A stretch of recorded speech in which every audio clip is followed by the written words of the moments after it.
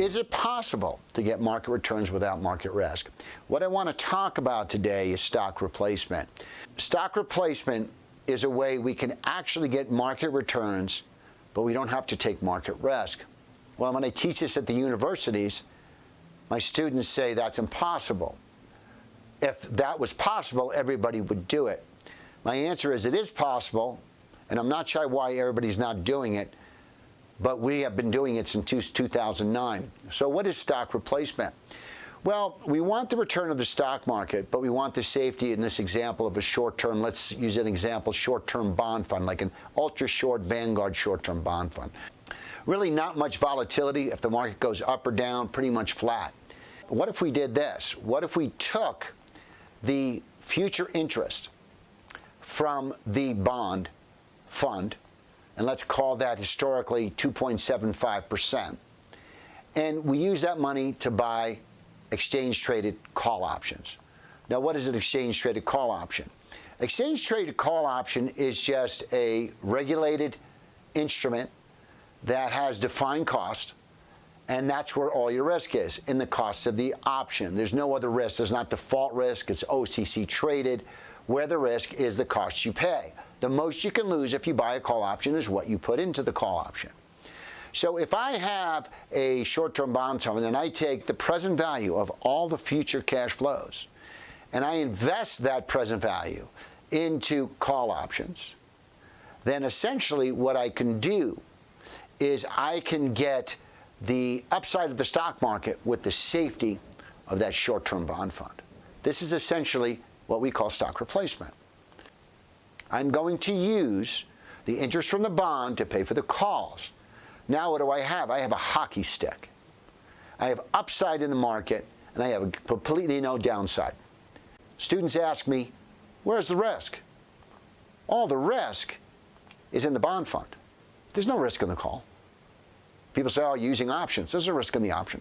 Remember, the only risk in the option is what you pay. Where all the risk is in the bond fund, the Vanguard short-term bond fund, or GSY, whatever short-term bond fund. Why short-term? Well, number one, you can't really put something in that has a lot of volatility. Most of these things are invested in very short-term commercial paper rolling over every 90 days. So if I can get the market return without the downside, then I'm in a really good situation. And that's what stock replacement can do. The student says to me, okay, great, I'm buying calls with that 2.75% interest in this example.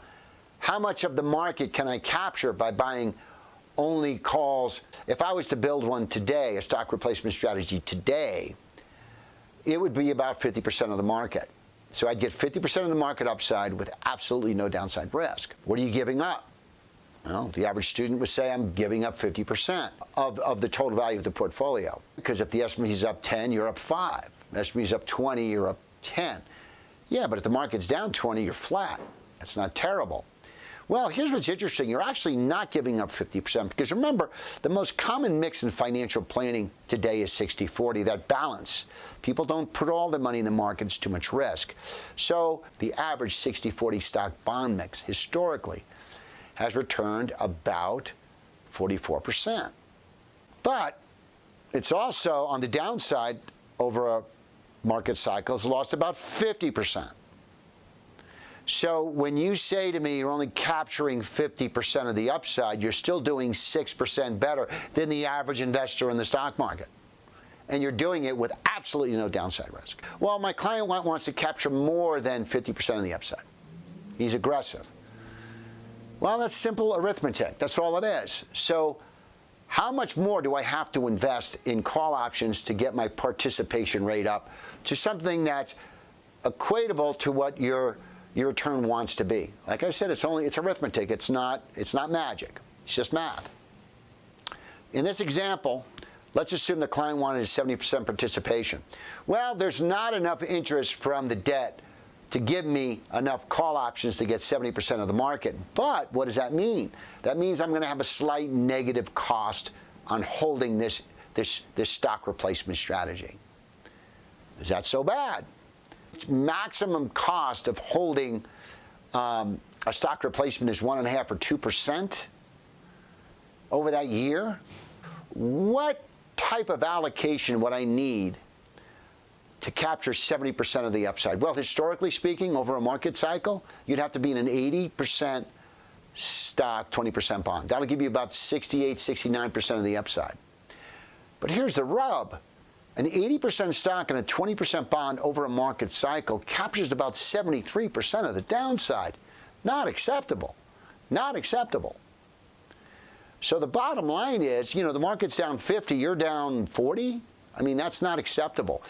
So what's nice about what I'm saying here is, with the stock replacement strategy, we can deliver to you, to your client, 70% of the upside with absolutely no downside other than the short-term bond fund,